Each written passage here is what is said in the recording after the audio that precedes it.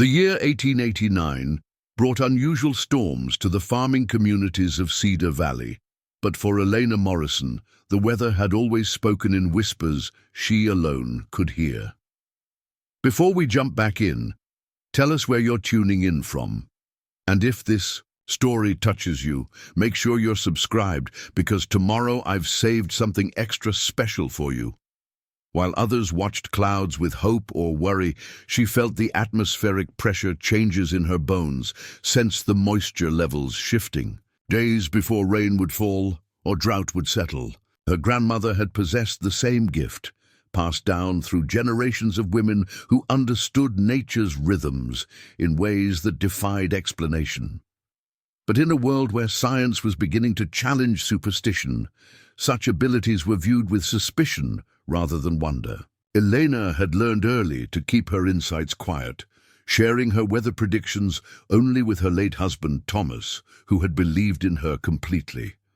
After his sudden death from pneumonia the previous winter, she found herself alone on their small homestead outside the town of Millbrook, dependent on the meager income from her herb garden and the few neighbors who still sought her unofficial weather counsel. Most of the community, however, whispered about the strange widow who claimed to know when storms were coming, calling her everything from eccentric to dangerous. The local preacher had even suggested from his pulpit that such claims bordered on witchcraft, turning many against her completely. The morning Elena received the letter that would change everything, she had already sensed the approaching weather system that would bring the first killing frost of autumn. The envelope bore the official seal of the Millbrook Town Council, delivered by young Timothy Fletcher, who barely made eye contact as he handed it over. Elena's hands trembled slightly as she unfolded the formal document, though not from the cool September breeze that rustled through her carefully tended garden. Notice of property assessment and tax liability.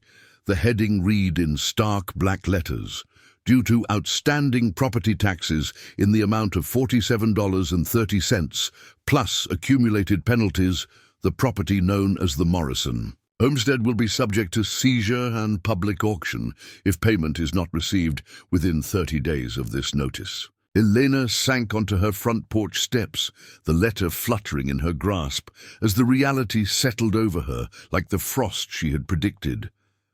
$47 might as well have been $400. Thomas had always handled their finances, and after his death, Elena had discovered their savings were far smaller than she had imagined. The modest income from her herb sales and occasional weather predictions for farmers barely covered food and basic necessities. She had hoped to make it through the winter and perhaps find steadier work in town come spring, but the tax bill had arrived like an early blizzard, threatening to destroy everything she had left. The irony wasn't lost on her that she could predict natural disasters, but had been blindsided by this financial one. She folded the letter carefully and tucked it into her apron pocket, her mind already working through limited options. Selling to pay the taxes would leave her homeless with winter approaching. Moving to the city would mean abandoning the only life she had ever known, and her unusual abilities would be even less welcome in an urban environment where people trusted almanacs and barometers over intuition. That afternoon, as Elena worked among her herbs, harvesting the last of the season's chamomile and yarrow, she noticed the first sign of the weather pattern that would define the coming months. The wind had shifted subtly, carrying a dryness that felt different from typical autumn air. She paused in her work, closing her eyes to better sense what nature was telling her. The atmospheric pressure felt wrong, too stable in a way that suggested an extended high-pressure system was building. Her bones ached with a peculiar tension that in her experience preceded prolonged, dry spells. A drought was coming, not the brief dry periods that occasionally affected the region, but something more serious and long-lasting. Eleanor could feel it in the same way others might sense an approaching headache, a certainty that came from deep within her body's connection to the natural world. The realization sent a chill through her that had nothing to do with the cooling air. If she was right, and she had never been wrong about such things, the entire Cedar Valley would face serious hardship in the coming year. Her contemplation was interrupted by the sound of approaching horses. Looking up from her herb beds, Elena saw a small group of riders turning into her lane. She recognized Mayor Harrison Bellwether immediately, his portly figure unmistakable, even at a distance. Beside him rode Dr. Marcus Webb, the town's physician and one of her few remaining friends, and Sheriff Tom Bradley, whose expression suggested this was not a social call. Eleanor wiped her hands on her apron and walked toward the house, noting how the men's horses seemed restless, ears flicking nervously despite the calm afternoon. Animals often sensed atmospheric changes before humans did, another sign that her weather intuition was correct about the approaching drought. She reached her front porch just as the riders dismounted, their boots raising small clouds of dust that hung in the still air longer than usual. "Mrs. Morrison," Mayor Bellwether greeted her with formal politeness that barely concealed his discomfort. "I trust you received the tax notice this morning." His tone suggested he hoped she had, and that she might announce immediate payment. Plans that would resolve the situation without further complications. "I did receive it, Mayor," Eleanor replied evenly, though her heart was racing. "Though I confess the amount came as quite a shock." She gestured toward the porch chairs. "Would you gentlemen care to sit? I could prepare some tea." Dr. Webb accepted immediately, his kind eyes showing the sympathy she had come to expect from him since Thomas's death. He had been one of the few people who hadn't completely dismissed her weather predictions, having noticed over the years that her forecasts often proved more accurate than the official weather services. Sheriff Bradley remained standing, his hand resting casually on his belt, while Mayor Bellwether settled himself carefully into a wooden chair that creaked under his weight. "Mrs. Morrison," the mayor began once Elena had served the tea, "the town council has been discussing your situation with considerable concern." He paused to sip his drink, gathering his thoughts, or perhaps his courage. "We understand that you've faced difficulties since your husband's passing, and we're not unsympathetic to your circumstances." Eleanor waited, sensing there was more to this visit than condolences. The mayor's nervous energy was palpable, and Sheriff Bradley's presence suggested official business beyond a simple courtesy call. Dr. Webb caught her eye and offered a small, encouraging smile that did little to ease her growing apprehension. "However," Mayor Bellwether continued, setting down his teacup with deliberate care, "there have been complaints about certain activities taking place on this property." His voice took on the formal tone Elena recognized from town council meetings. She had occasionally attended with Thomas. "Specifically, there are concerns about the nature of your weather predictions and their effect on community morale." The accusation hung in the air like smoke from a poorly tended fire. Elena felt her cheeks flush with a mixture of embarrassment and anger, though she kept her voice steady when she responded. "I'm not sure I understand your meaning, Mayor. Are you suggesting that predicting rain is somehow harmful to the community?" Sheriff Bradley shifted uncomfortably, clearing his throat before speaking. "Mrs. Morrison, we've had several complaints from concerned citizens about what they're calling unnatural predictions. Last month, you told the Patterson family their crop would be ruined by an early frost, and sure enough, it happened just as you said. Some folks think that's more than coincidence. Others believe you might be influencing the weather rather than predicting it," Dr. Webb added gently, though his expression suggested he didn't share this opinion. "Reverend Mills has been particularly vocal about what he calls ungodly practices." Elena stared at the three men, trying to process what she was hearing. Preparing and narrating this story took us a lot of time, so if you are enjoying it, subscribe to our channel. It means a lot to us. Now back to the story. You're suggesting that I somehow caused the frost that damaged crops? That I have supernatural powers over the weather? Her voice rose slightly with disbelief. These are the same predictions I've been making for years, the same abilities my grandmother possessed. Since when is understanding nature's patterns considered witchcraft? Mayor Bellwether looked deeply uncomfortable, mopping his forehead with a handkerchief, despite the cool air. Mrs. Morrison, please understand that the town council doesn't necessarily share these concerns. However, we have a responsibility to address citizen complaints, particularly when they involve matters of public safety and community harmony. What the mayor is trying to say, Sheriff Bradley interjected, is that your tax situation has given certain people an opportunity to push for your removal from the area. They see it as a chance to solve what they consider a problem. He paused, meeting Elena's shocked gaze directly. I'm here officially to inform you that if you cannot pay the taxes owed, you'll need to vacate the property within the specified time frame. The words hit Elena like a physical blow. She had known the tax situation was serious, but she hadn't realized that some in the community saw it as an opportunity to drive her away entirely. The image of herself as a threat to public safety seemed so absurd that she might have laughed, if the consequences weren't so dire. Dr. Webb leaned forward, his expression earnest. Elena, there might be another option. I've been thinking about your situation since I heard about the tax notice. He glanced at the other men before continuing. The Territorial Weather Service has been looking for local observers to provide regular reports from remote areas. The position includes a small monthly stipend that might help with your expenses. Weather observers? Elena asked, hope flickering despite her circumstances. What would that involve? Daily observations of temperature, precipitation, wind, patterns, that sort of thing.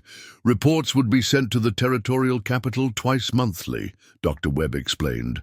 The work would be perfect for someone with your natural ability to read weather patterns. I could recommend you for the position.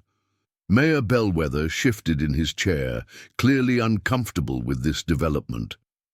Dr. Webb, I'm not sure. The council would approve of Mrs. Morrison representing Millbrook in any official capacity, given the current concerns about her methods. The appointment would come from the territorial government, not the local council, Dr. Webb replied firmly. And her methods have proven consistently accurate, which is exactly what the Weather Service needs. He turned back to Elena. The position pays $15 monthly, which would cover your tax obligations, with some left over for living expenses. Elena felt a surge of gratitude toward the doctor, though $15 monthly would barely sustain her through the difficult period she sensed approaching. Still, it offered hope where none had existed before. I would be very interested in such a position, Dr. Webb. When would I need to apply? I can write the recommendation letter today and send it with tomorrow's mail. You should hear back. Within 2 weeks, he replied, finishing his tea. In the meantime, I might be able to speak with the tax assessor about extending your deadline slightly. Sheriff Bradley nodded approvingly. That seems like a reasonable solution all around. Gives Mrs. Morrison a chance to resolve her financial situation through legitimate employment. His emphasis on the word legitimate wasn't lost on Elena, though she chose not to respond to the implication. As the men prepared to leave, Mayor Bellwether turned back with one final comment. Mrs. Morrison, I hope you understand that accepting this position would require you to conduct yourself in a manner befitting an official government observer. The community would expect you to rely on scientific instruments and established methods rather than personal intuition.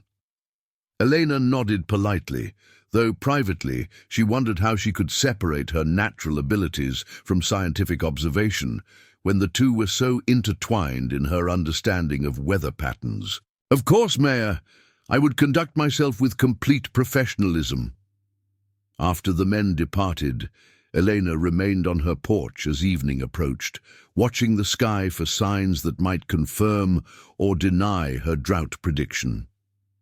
The sunset painted the western horizon in shades of orange and red that seemed more intense than usual, another indication of the dry air that characterized developing high-pressure systems. She could feel the barometric pressure in her joints, a steady ache that suggested the stable weather pattern would persist longer than most people anticipated. The possibility of official employment offered hope, but Elena couldn't shake the feeling that the coming months would test her abilities in ways she had never experienced. The drought she sensed approaching would affect everyone in Cedar Valley, and if she was right about its severity, her weather predictions might become more important than anyone currently realized. The question was whether the community would accept her help when they desperately needed it, or whether their suspicions would prevent them from benefiting from the very abilities they now condemned. As darkness settled over the valley, Elena made her way inside to prepare supper and plan for the uncertain future ahead. Tomorrow she would begin keeping detailed weather records in preparation for the observer position, documenting the subtle changes she sensed in nature's patterns. She would prove that her abilities were based on careful observation and inherited wisdom rather than supernatural interference. Most importantly, she would prepare for the drought that was coming, regardless of whether anyone else believed her warnings. The letter from Dr. Webb arrived 3 days later, confirming that he had submitted her application with a strong recommendation. Along with it came a package containing basic weather instruments, a thermometer, barometer, and rain gauge, along with detailed instructions for their use. Elena spent the morning familiarizing herself with the equipment, pleased to discover that the readings confirmed what her body had been telling her about atmospheric conditions. The barometric pressure had been steadily rising for days, creating the stable high-pressure dome that would deflect storm systems around the region for months to come. The thermometer showed daily temperatures several degrees above normal for the season, while the rain gauge had remained empty despite her neighbor's continued hopes for autumn precipitation. Every scientific measurement supported her intuitive prediction of extended drought conditions. That afternoon brought her first opportunity to test her new role as a potential government observer. Sarah Hendricks, the blacksmith's wife, arrived at Elena's door with worry etched across her usually cheerful face. Sarah had always been one of the few townspeople who treated Elena with genuine friendship, never showing the suspicion or fear that characterized many others' interactions. "Elena, I hope you don't mind my asking," Sarah began after accepting the offer of coffee and settling into the kitchen. "But Jim and I are trying to decide whether to plant winter wheat this season. The almanac says we should expect normal precipitation, but you've always been better at predicting our local weather than any printed forecast." Elena considered her response carefully, aware that her answer could significantly impact the Hendricks family's finances. Winter wheat required adequate moisture during germination and early growth phases. If her drought prediction was correct, any wheat planted now would likely fail completely, representing a devastating loss for a working family with limited resources. "Sarah, I need to be honest with you about what I'm seeing in the weather patterns," Elena said finally. "I believe we're entering a period of significantly reduced precipitation that could last through next spring. If I were in your position, I would hold off on planting wheat and instead focus on preserving what moisture you can in your vegetable garden." Sarah's expression grew troubled. "How certain are you about this prediction? Jim was planning to plant next week, and we've already purchased the seed." She paused, clearly struggling with the decision. "If you're wrong, we'll miss the entire planting season. If you're right and we plant anyway, we'll lose everything we've invested." Elena understood the weight of responsibility that came with her prediction. The Hendricks family's financial survival might depend on her accuracy, a burden that felt heavier than her own tax difficulties. I've never been wrong about major weather patterns, Sarah. My grandmother taught me to read signs that most people don't notice, and everything I'm seeing suggests extended dry conditions. What signs? Sarah asked, leaning forward with genuine curiosity rather than skepticism. I'd like to understand how you know these things. Elena rose and moved to the window overlooking her garden. Look at how the birds have been behaving lately. The migrating species left earlier than usual, and the year-round residents are gathering food more aggressively than normal. Plants are going dormant earlier, and the leaves are changing color differently than in typical years. She pointed toward the distant hills. See how clear the air has become? That clarity indicates very low humidity levels that suggest persistent high pressure. Sarah joined her at the window, studying the landscape with new attention. I hadn't noticed those things individually, but now that you mention them, they do seem different from other years. She was quiet for a moment, processing the information. Eleanor, have you shared this prediction with anyone else? The farmers should know if you're right about the drought. I haven't spoken to many people about it yet, Elena admitted. Most folks in town aren't particularly interested in my weather opinions these days. Mayor Bellwether made it quite clear that my predictions are considered problematic by some community members. Sarah's expression hardened with indignation. That's foolish superstition, Elena. You've been helping farmers make better decisions for years. Remember when you warned the Petersons about that late spring freeze 3 years ago? Their fruit trees survived because they took precautions based on your advice. Unfortunately, success doesn't always breed acceptance, Elena replied sadly. Some people prefer to attribute accurate predictions to luck rather than skill, especially when they don't understand the methods involved. Their conversation was interrupted by the sound of approaching horses. Through the window, Eleanor could see a small group of riders, led by a man she didn't immediately recognize. As they drew closer, she realized it was Jonathan Carter, a prosperous farmer from the eastern part of the valley who rarely ventured into Millbrook proper. Beside him rode 2 other farmers Elena knew by sight, but had never met personally. Sarah moved toward the door. I should probably go. Jim will be wondering where I've gotten to. She paused, with her hand on the doorknob. Elena, thank you for your honest advice about the wheat. I'll talk to Jim about holding off on planting, and I think we should warn our neighbors about the potential drought. Elena nodded gratefully. I hope I'm wrong, Sarah, but I felt I had to share what I'm seeing. As Sarah departed, nodding politely to the arriving riders, Eleanor prepared herself for what appeared to be another challenging conversation about her weather predictions. Jonathan Carter dismounted with the easy grace of a man accustomed to long hours in the saddle. He was perhaps 50 years old, with graying hair and the weather-beaten complexion of someone who spent most of his time outdoors. His companions remained mounted, suggesting this would be a brief conversation rather than a social visit. Mrs. Morrison, Carter greeted her with respectful formality. I hope you'll forgive the unannounced visit. I'm Jonathan Carter from Pine Ridge Farm, and these gentlemen are my neighbors, Robert Mills and David Thompson. Elena recognized the names as belonging to some of the most successful farmers in the valley, men whose operations were considerably larger than most. Mr. Carter, gentlemen, Elena replied, curious about what had brought such prominent farmers to her modest homestead.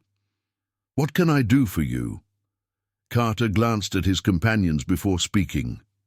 Mrs. Morrison, we've heard conflicting reports about your weather predictions and wanted to speak with you directly. Some folks in town claim you have an unusual ability to forecast conditions accurately, while others suggest your methods are questionable.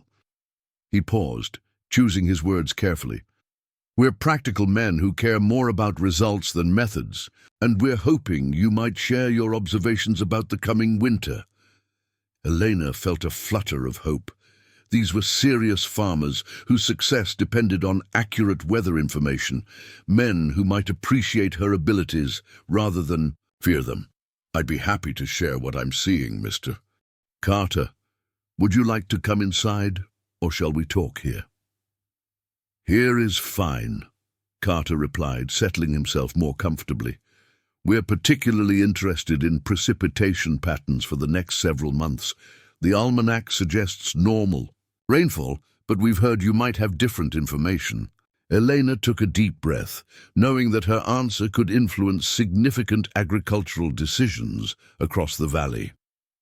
"Gentlemen, based on everything I'm observing, I believe we're entering an extended period of drought that could last through next spring and possibly into summer. I would recommend that you conserve water wherever possible and avoid planting crops that require significant moisture during germination." The three farmers exchanged meaningful glances. Robert Mills, a thin man with penetrating blue eyes, leaned forward in his saddle. "What makes you so certain about this prediction, Mrs. Morrison? That's a serious forecast with major economic implications." Elena gestured toward the landscape around them. "The atmospheric pressure has been unusually stable for weeks, creating conditions that deflect storm systems away from our region. Animal behavior patterns indicate they're preparing for harsher conditions than usual. Plant dormancy is occurring earlier than normal." She paused, then decided to share her most compelling evidence. "My grandmother taught me to recognize these signs, and I've been tracking similar patterns for over 20 years. I've never been wrong about major weather changes." David Thompson, who had remained silent until now, finally spoke. "Mrs. Morrison, if you're correct about this drought, it could mean the difference between profit and disaster for many of us. Are you willing to provide regular updates on conditions as they develop?" "Of course," Elena replied immediately. "I'm actually applying for a position as an official weather observer, which would formalize my reporting responsibilities. I'd be happy to share relevant information with local farmers as part of that role." Carter nodded approvingly. "That sounds like an excellent arrangement. We'd appreciate whatever guidance you can provide." He gathered his reins, preparing to depart. "Mrs. Morrison, we'll spread the word among our neighbors that you're available for weather consultation. In our experience, practical results matter more than popular opinion." As the farmers rode away, Eleanor felt a surge of optimism for the first time since receiving her tax notice. Perhaps her abilities would find acceptance among people who understood their value, even if the broader community remained suspicious. The prospect of helping farmers make informed decisions about their crops gave her a sense of purpose that had been missing since Thomas's death. The next several days brought a steady stream of agricultural visitors to Elena's homestead. Word had spread quickly through the farming community that she was predicting significant drought conditions, and those who depended on weather for their livelihoods wanted to hear her assessment directly.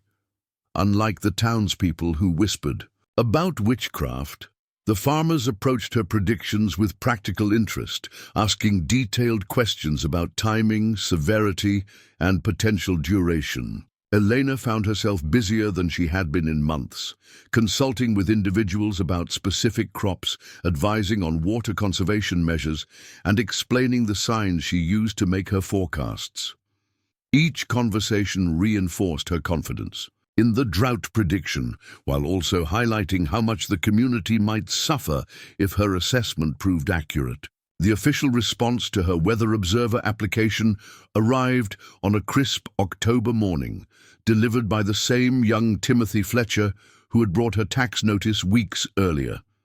This time, however, his expression was respectful rather than embarrassed as he handed over the envelope bearing the territorial seal. Elena's hands trembled slightly as she opened the letter, aware that its contents would determine whether she could keep her home and continue serving the community that was slowly beginning to value her abilities.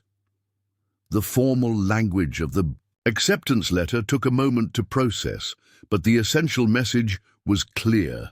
She had been appointed as an official weather observer for the Cedar Valley region, with duties beginning immediately and compensation of $15 monthly.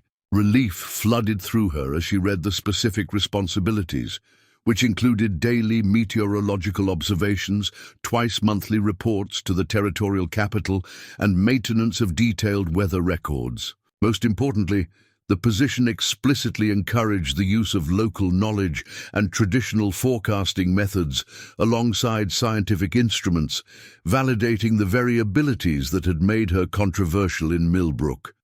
Elena spent the remainder of the morning setting up her official weather station, positioning the instruments where they would provide accurate readings while remaining easily accessible for daily observations. The barometer confirmed what her body had been telling her. Atmospheric pressure remained unusually high and stable, creating the persistent weather pattern that would bring extended drought to Cedar Valley. As she recorded her first official observations, Elena reflected on how dramatically her circumstances had changed in just a few weeks. She had gone from facing homelessness and social ostracism to holding a respected government position that would allow her to help her community prepare for the challenging conditions ahead. The irony wasn't lost on her that the same abilities that had made her an outcast might soon make her indispensable. The afternoon brought news that would test both her predictions and her newfound optimism. Dr. Webb arrived with information that the territorial governor would be visiting Cedar Valley in late November as part of a tour of rural communities. The visit would include meetings with local officials and prominent citizens to discuss regional development and territorial concerns. Elena, this could be an important opportunity for you, Dr. Webb explained as they sat in her kitchen, reviewing her weather station setup. If your drought predictions prove accurate and you can demonstrate their value to the community, the governor's visit might provide a platform to establish your credibility more broadly. Elena appreciated the doctor's continued support, though. She wondered whether 2 months would be sufficient to prove her forecast accuracy. Drought conditions typically developed gradually, and the most severe impacts might not become apparent until the following spring.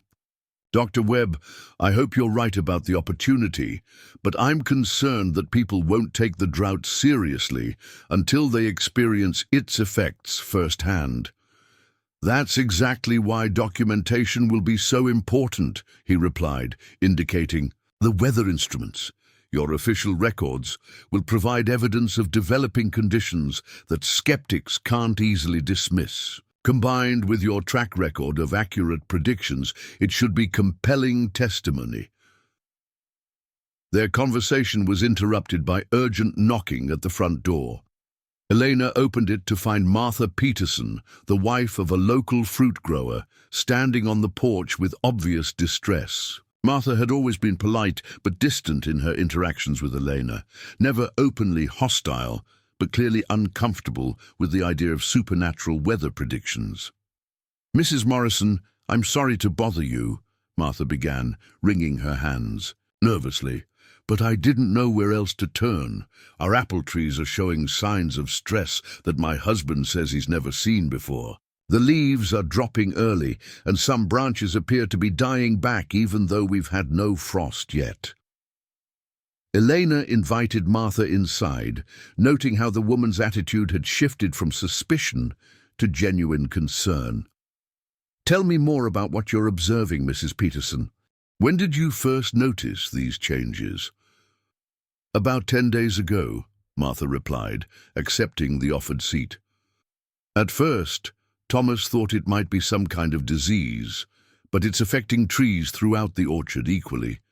Then yesterday, Mrs. Hendricks mentioned that you had predicted drought conditions that might stress plants even before obvious dry weather appears. Elena nodded thoughtfully. Trees often show stress symptoms before other signs of drought become apparent, especially fruit trees that require consistent moisture. The early leaf drop you're describing is a protective mechanism that helps trees conserve water during dry periods. Martha's expression grew more troubled. Mrs. Morrison, our entire livelihood depends on that orchard.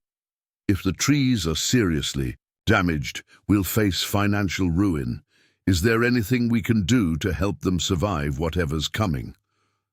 There are several measures that can help trees endure drought conditions, Elena replied, moving to her kitchen table where she kept paper and pencil for weather notes. Deep watering around the root zone can help establish moisture reserves.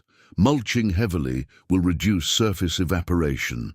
Most importantly, you should avoid any unnecessary pruning or fertilizing that might stress the trees further. As Elena wrote out detailed care instructions, Martha watched with growing respect. Mrs. Morrison, I owe you an apology. I've listened to gossip about your predictions without really understanding what you do. Watching you explain these things, I can see that your knowledge comes from careful observation, not superstition. Elena looked up from her writing, touched by the unexpected acknowledgement. Thank you, Mrs. Peterson. I understand why people are sometimes uncomfortable with predictions they don't understand. My grandmother faced similar reactions when she shared her weather knowledge. Martha accepted the written instructions gratefully. Would you be willing to look at our orchard yourself? Thomas would value your assessment of the tree's condition and your suggestions for protecting them. She paused, then added with obvious sincerity, We'd be happy to compensate you for your time and expertise. The offer represented more than just additional income for Elena. It signified growing acceptance of her abilities among people who had previously viewed her with suspicion. I'd be glad to examine your orchard, Mrs. Peterson. Perhaps tomorrow afternoon would be convenient.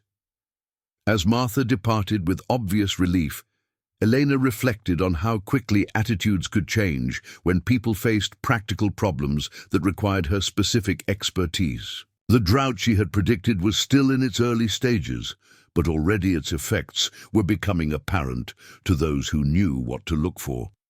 She suspected that the coming months would bring many more requests for her assistance as the reality of extended dry conditions became impossible to ignore. Evening brought a spectacular sunset that painted the sky in shades of deep orange and crimson, colors made more intense by the dry air that now characterized the regional atmosphere. Elena stood in her garden, watching the display while feeling the slight headache that often accompanied significant changes in barometric pressure. Tomorrow would bring another day of stable, dry weather, one more step in the developing drought pattern that would soon affect everyone in Cedar Valley. As she prepared for bed, Elena reviewed the remarkable changes that had occurred in her life since receiving that threatening tax notice just weeks earlier. She had gone from facing financial ruin and social isolation to holding an official government position and gaining recognition for abilities she had once hidden. The drought she had predicted was beginning to manifest, bringing both challenges and opportunities she couldn't have anticipated. The real test would come in the months ahead, as the dry conditions intensified and the community faced the choice between accepting her guidance or clinging to conventional wisdom that might prove inadequate. Elena felt confident in her weather predictions, but less certain about whether people would overcome their prejudices quickly enough to benefit from her knowledge when they needed it most. Tomorrow she would begin her first official week as a territorial weather observer, documenting the atmospheric conditions that would shape Cedar Valley's immediate future. More importantly, she would continue building relationships with community members who were beginning to understand that her unusual abilities might be exactly what they needed to survive the difficult period ahead. The first week of November brought unseasonably warm temperatures and cloudless skies that confirmed Elena's drought predictions in ways that made even skeptics take notice. Her newly established routine as territorial weather observer provided concrete documentation of the developing crisis, with daily readings showing atmospheric conditions unlike anything recorded in the region's brief meteorological history. The barometric pressure remained stubbornly high, creating a dome of stable air that deflected every weather system attempting to bring moisture to Cedar Valley. Elena's morning visits to the Peterson orchard had become a regular occurrence, and the changes she witnessed there told a story more compelling than any instrument reading. The apple trees, once proud and verdant, now displayed the unmistakable signs of severe water stress. Leaves that should have remained green well into autumn had turned brown and fallen prematurely, leaving branches partially bare against the unnaturally blue sky. Thomas Peterson followed her as she examined tree after tree, his weathered face growing more troubled with each assessment. "I've been farming this land for 32 years, Thomas said, kneeling beside Elena as she examined the soil around a particularly stressed tree. "Never seen anything like this. The ground is bone dry 6 inches down, and we haven't had a proper rain in 5 weeks. He scraped at the earth with his fingers, revealing dust where rich, moist soil should have been. "My grandfather told stories about drought years, but I always figured they were exaggerated." Elena stood, brushing dirt from her hands as she surveyed the orchard with professional concern. "Mr. Peterson, what we're experiencing is just the beginning. The atmospheric patterns I'm tracking suggest this dry period will persist through winter and well into next year's growing season."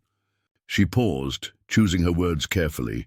"You might want to consider reducing water usage on your less productive trees to concentrate resources on the strongest specimens." The suggestion hit Thomas like a physical blow. Each tree represented years of investment and care, the foundation of his family's financial security. "You're talking about sacrificing part of my orchard," he said slowly, processing the implications. "How can I choose which trees to abandon?" Elena understood the emotional weight of her recommendation, having faced similar impossible choices after her husband's death. "I know it seems harsh, but preserving the healthiest trees might be the only way to save any of them. The drought I'm predicting will test every water source in the valley." She gestured toward the distant hills, where streams that should have been running full were already reduced to trickles. "By next summer, water will be more precious than gold." Their conversation was interrupted by the sound of an approaching wagon. Elena recognized the driver as Henry Walsh, one of Millbrook's town council members and a vocal critic of what he called her unnatural influences on community decisions. Beside him sat Reverend Mills, whose sermons had grown increasingly pointed in their references to false prophets and dangerous superstitions. Walsh brought his wagon to a stop near the orchard gate, his expression stern as he climbed down. "Peterson, I heard you've been consulting with Mrs. Morrison about your farming decisions." His tone suggested disapproval, bordering on accusation. "The council has concerns about residents making economic choices based on unverified predictions." Thomas straightened defensively. "Henry, Mrs. Morrison's drought warning is proving accurate. Look around you. Everything she predicted is coming to pass." He gestured toward his struggling trees. "I'd be a fool to ignore advice that might save my livelihood." Reverend Mills descended from the wagon with the measured dignity he employed for maximum dramatic effect. "Brother Peterson, we must distinguish between natural observation and claims that venture into realms beyond human understanding." His voice carried the authority of his pulpit. Mrs. Morrison's predictions suggest knowledge that no mortal person should possess. Elena felt heat rise in her cheeks, but kept her voice level. Reverend Mills, my predictions are based on careful observation of natural patterns, the same methods farmers have used for generations. There's nothing supernatural about recognizing atmospheric changes and their likely consequences. Atmospheric changes, Walsh repeated skeptically. You claim to feel weather in your bones, Mrs. Morrison. That sounds suspiciously like the sort of folk magic our community should reject. He turned to Thomas with a more conciliatory tone. Thomas, you're a God-fearing man. Surely you can see the danger in trusting harvest decisions to someone who claims supernatural knowledge. Thomas looked between the men and Elena, clearly torn between practical necessity and community pressure. His orchard continued its slow decline around them, visible evidence of the drought's reality regardless of its source of prediction. Henry, I appreciate the council's concern, but Mrs. Morrison's advice is helping me protect what I can of my trees. Her methods might be unusual, but her results speak for themselves. Reverend Mills stepped closer, his expression grave with pastoral concern. Thomas, consider the spiritual implications of seeking guidance from someone who claims powers beyond normal human ability. The Bible warns us against consulting with those who practice divination. His voice rose slightly with evangelical fervor. What happens to our community's faith if we turn to fortune-tellers instead of trusting in divine providence? Elena had endured enough accusations without defending herself. Reverend Mills, I've never claimed supernatural powers or practiced divination. I observe natural signs the same way you observe human behavior to guide your sermons. She met his gaze directly. My grandmother taught me to read weather patterns, not cast spells. If that knowledge seems unusual, it's only because most people have forgotten how to pay attention to nature's signals. Walsh stepped between them, his political instincts sensing a confrontation that might escalate beyond comfortable bounds. Mrs. Morrison, the issue isn't whether your predictions prove accurate. The concern is their effect on community stability. He gestured toward Thomas. When residents make dramatic changes to their farming practices based on your forecasts, it creates economic uncertainty that affects everyone. What creates uncertainty, Elena replied firmly, is ignoring clear warning signs of developing drought conditions. The farmers who are preparing for extended dry weather will survive the coming hardship. Those who refuse to acknowledge the reality of changing conditions will face much greater difficulties. Thomas had been listening to the exchange with growing frustration. Enough, he said sharply, surprising everyone with his vehemence. Henry, Reverend Mills, I respect both of you, but this is my land and my decision. Mrs. Morrison has been more accurate about weather conditions than any almanac or official forecast. Until someone else can give me better guidance about protecting my orchard, I'll continue consulting with her. The firmness of Thomas's stance clearly surprised the two men. Walsh attempted one more diplomatic approach. Thomas, we're not trying to interfere with your farming decisions. We're simply concerned about the precedent being set. If Mrs. Morrison's influence continues to grow, it could undermine established institutions and create dangerous dependencies. Elena seized the opportunity to address the broader issue directly.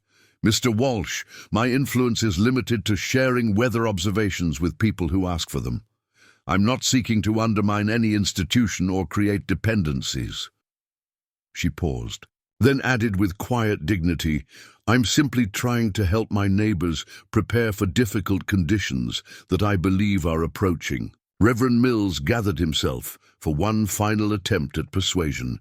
Mrs. Morrison, if your predictions prove wrong, you'll have caused unnecessary hardship and expense for families who trusted your advice.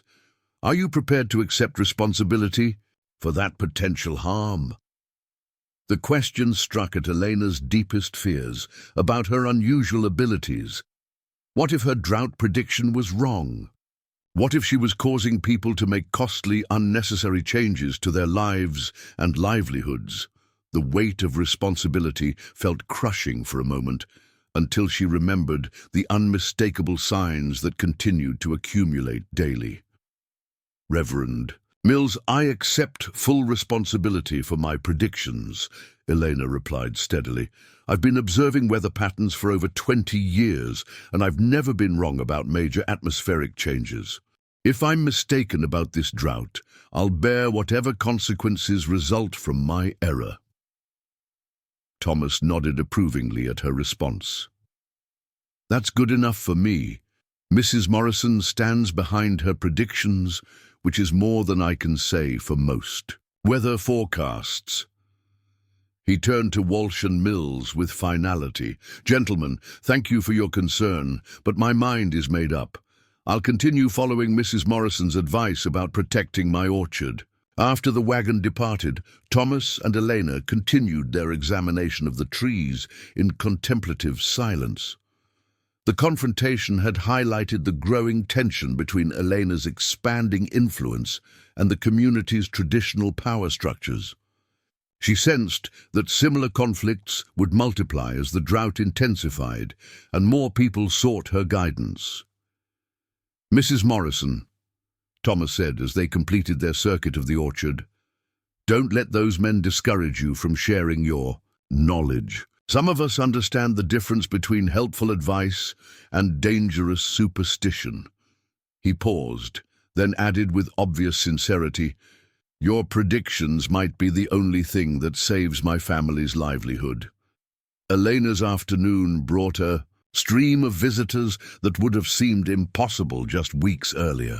Word had spread throughout the agricultural community that the Territorial Weather Observer was providing specific guidance about drought preparation, and farmers were arriving at her homestead in unprecedented numbers. Each consultation reinforced her confidence in the drought prediction, while also demonstrating the practical value of her abilities. Jonathan Carter returned with 3 neighboring farmers, all seeking advice about water conservation and crop selection for the following season. Elena found herself drawing detailed diagrams of irrigation techniques and explaining how different plants would respond to extended dry conditions. The farmers listened intently, asking technical questions that revealed their growing respect for her expertise. Mrs. Morrison, we've been discussing your drought prediction among ourselves, Carter explained as the group prepared to leave. If you're correct about the duration and severity, we need to coordinate our response as a community. Individual conservation efforts won't be sufficient if the situation becomes as serious as you suggest. Elena nodded thoughtfully. Mr. Carter, you're absolutely right about the need for coordinated response. When water becomes scarce, communities that work together survive better than those that compete against each other. She paused, considering the implications. Perhaps you and your neighbors could organize a meeting to discuss valley-wide conservation measures. The suggestion sparked immediate interest among the farmers. David Thompson, who had remained quiet during most previous conversations, stepped forward with enthusiasm. Mrs. Morrison, would you be willing to address such a meeting? Your insights about the drought's development could help us plan more effectively.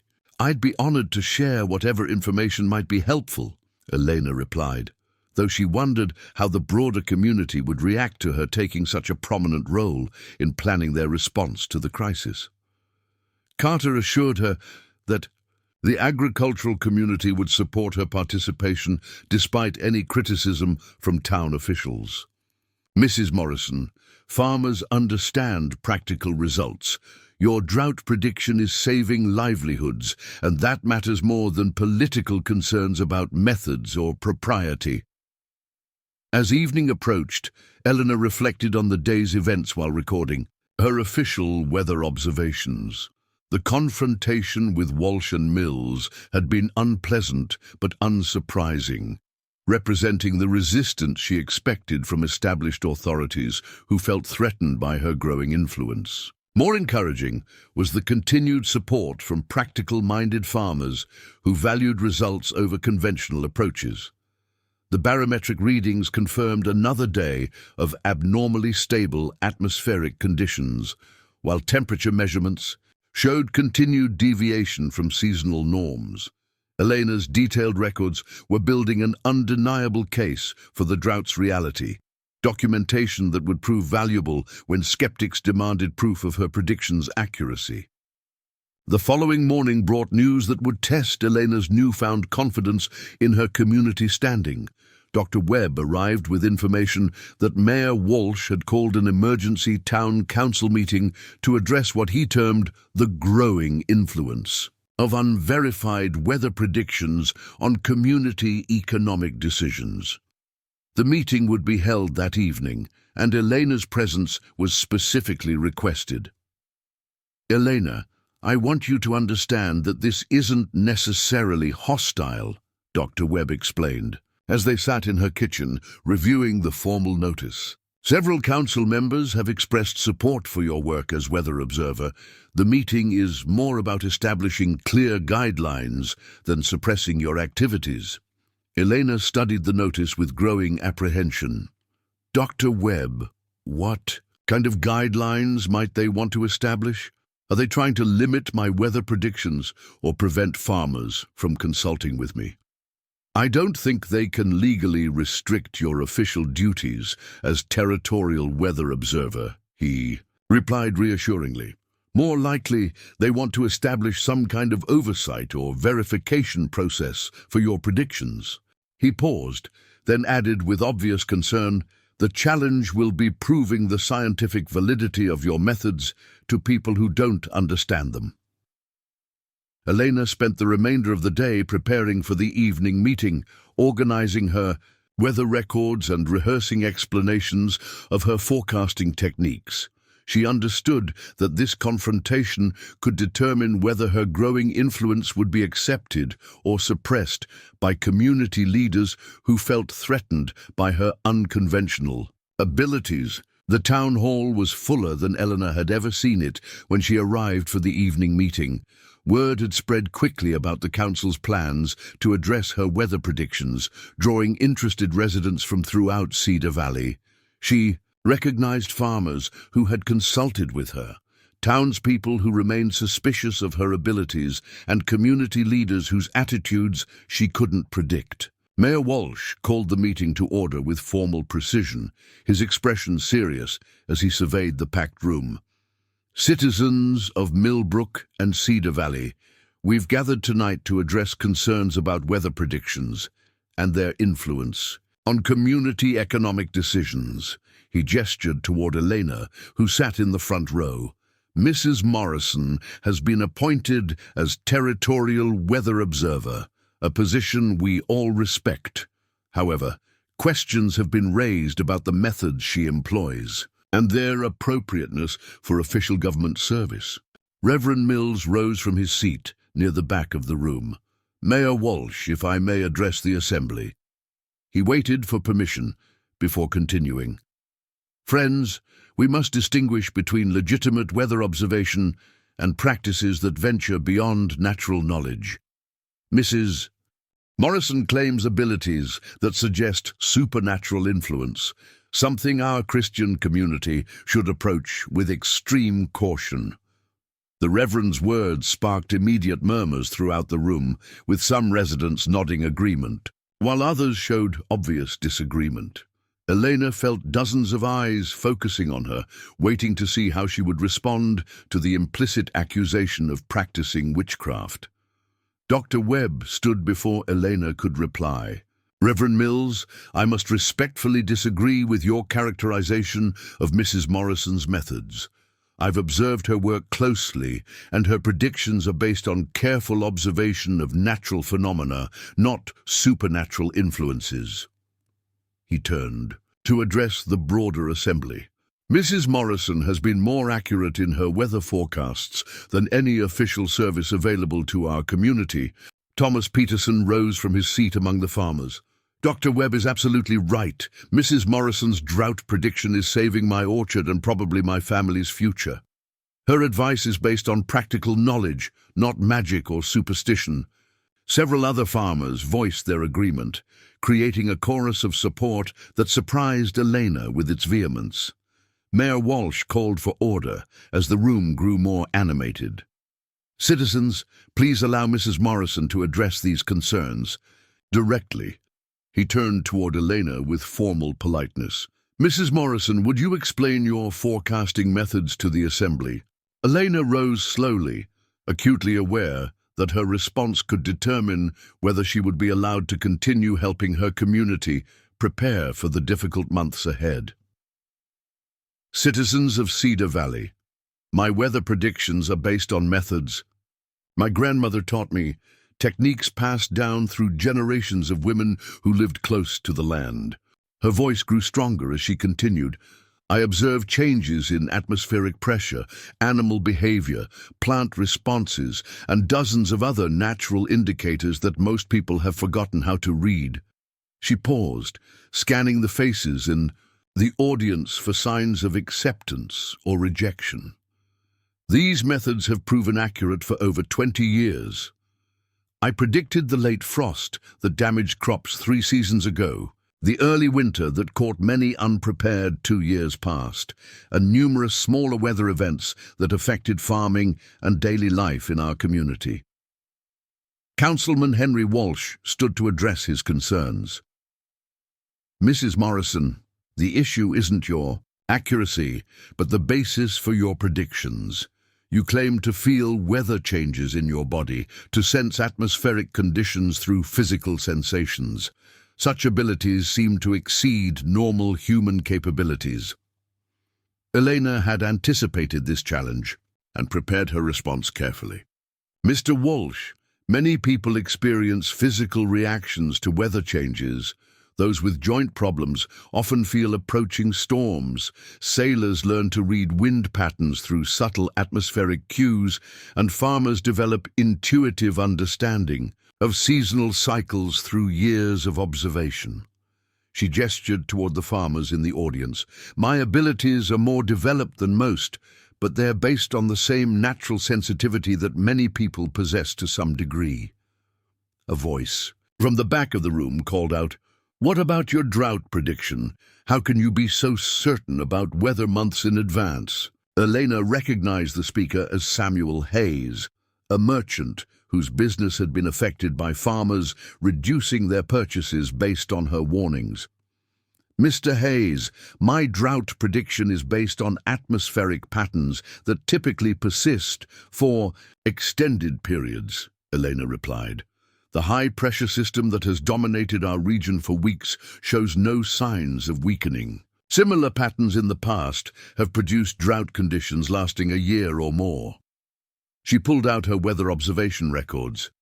"My daily measurements as territorial weather observer confirm these conditions are intensifying rather than diminishing." Dr. Webb requested permission to speak again. "Citizens, I'd like to point out that Mrs. Morrison's appointment as territorial weather observer was based on her demonstrated accuracy and knowledge. The territorial government wouldn't have selected her for this position if they had concerns about her methods or reliability."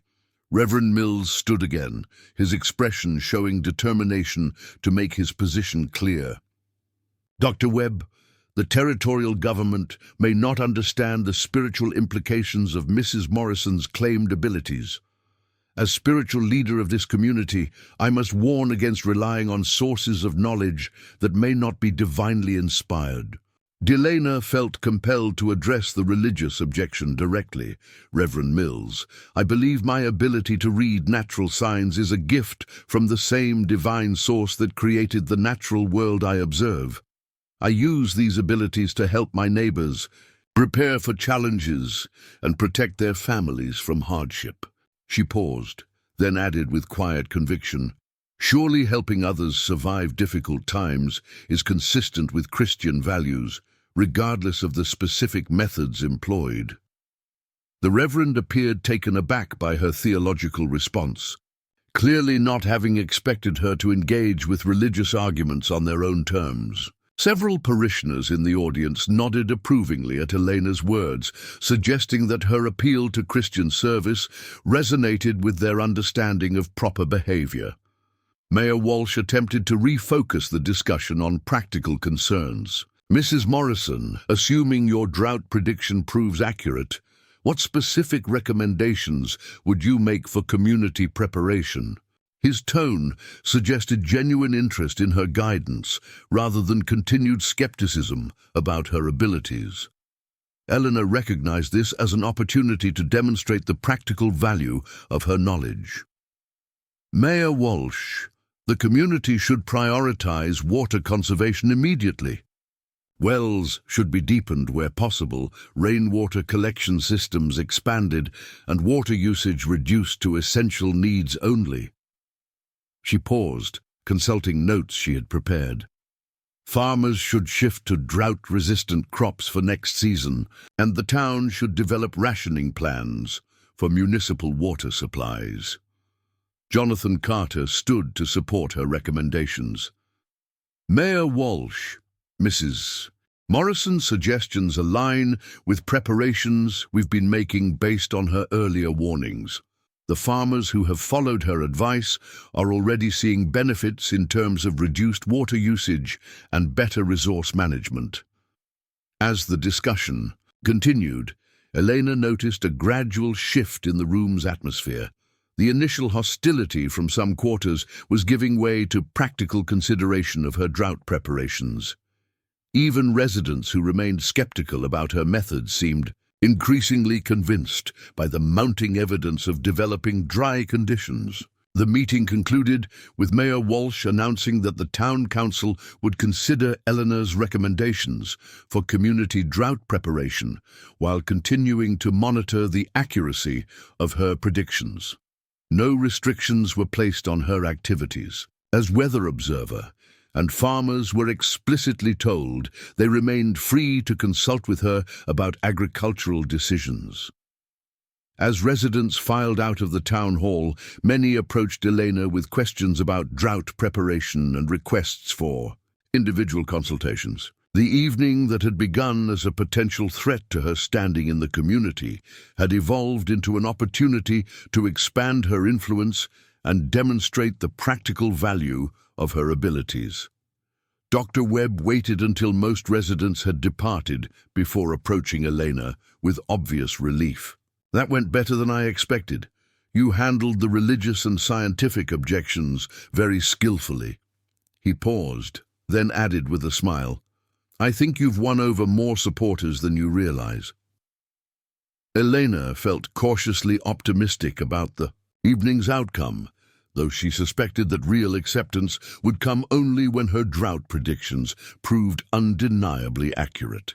The atmospheric conditions she continued to monitor suggested that proof would come sooner than most people anticipated, bringing both vindication for her abilities and serious challenges for the entire community.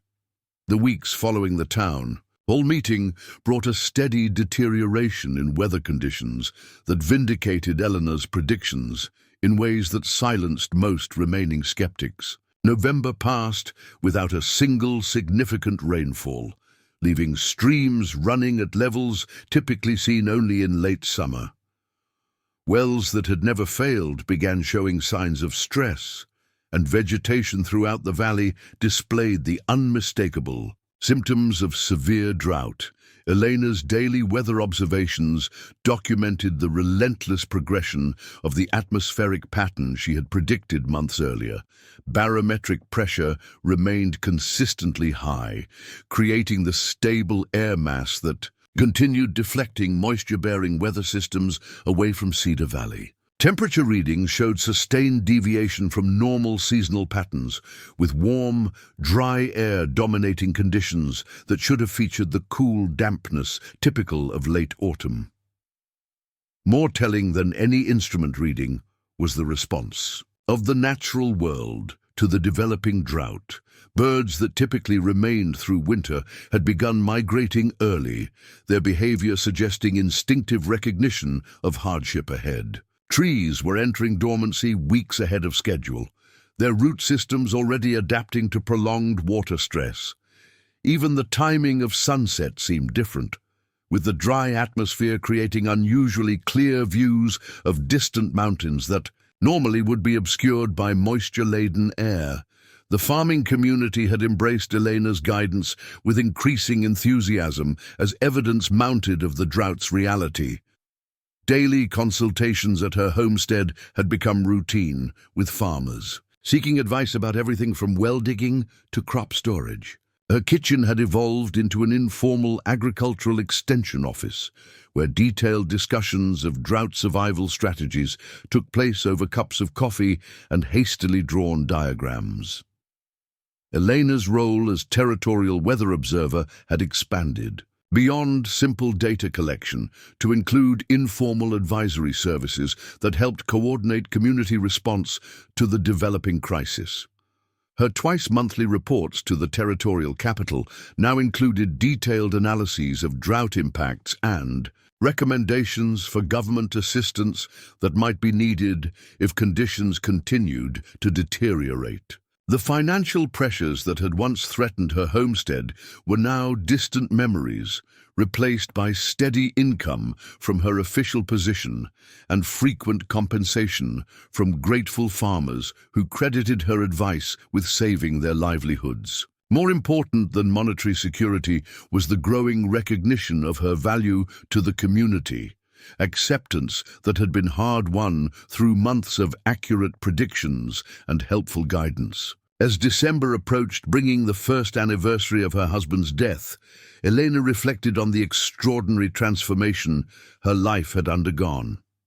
She had evolved from a suspected witch into a respected community leader, her unusual abilities finally finding the acceptance and appreciation they deserved. The drought that continued to intensify around Cedar Valley would bring serious challenges for everyone, but Elena faced the future with confidence that her knowledge and skills would help her neighbors survive whatever hardships lay ahead. The stage was set for the most severe test of both her predictions and her community's willingness to trust guidance that defied conventional wisdom. The coming months would determine whether Elena's weather-reading abilities could help Cedar Valley survive what promised to be the most challenging period in its brief history. The territorial governor's arrival in Cedar Valley came on a bitterly cold December morning that contradicted every weather pattern Elena had ever experienced. The air was dry as bone, crackling with an unnatural clarity that made distant mountains appear close enough to touch. No snow had fallen, despite temperatures that should have brought heavy winter precipitation, and the few remaining streams ran so low that their exposed beds gleamed white with mineral deposits. Governor William Hartwell's entourage swept into Millbrook with all the pomp that territorial officials could muster, their polished carriages raising clouds of dust from roads that should have been muddy with winter rains. Elena watched from her weather station as the procession made its way down Main Street, noting how the horses seemed more restless than usual, their ears constantly flicking as they sensed atmospheric pressure that felt wrong even to animals. Accustomed to mountain weather, the governor had come to assess regional conditions and discuss territorial development plans, but Elena suspected his visit would be dominated by the crisis that was becoming impossible to ignore.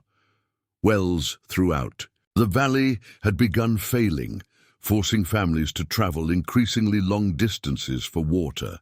Livestock were showing signs of severe stress, and several ranchers had already begun selling cattle they couldn't adequately water through the winter.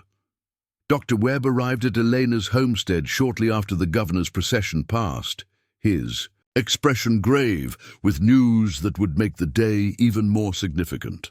"Elena, the governor has specifically requested to meet with you about regional weather conditions. He's heard reports about your drought predictions and wants your assessment of how long these conditions might persist." Elena felt a mixture of excitement and apprehension at the prospect of addressing the territory's highest official. "Dr. Webb, what kind of questions should I expect? Will this be a formal presentation or an informal consultation? Or both, I suspect, he replied, settling himself at her kitchen table where they had held so many similar conversations. The governor is a practical man who values accurate information over political considerations.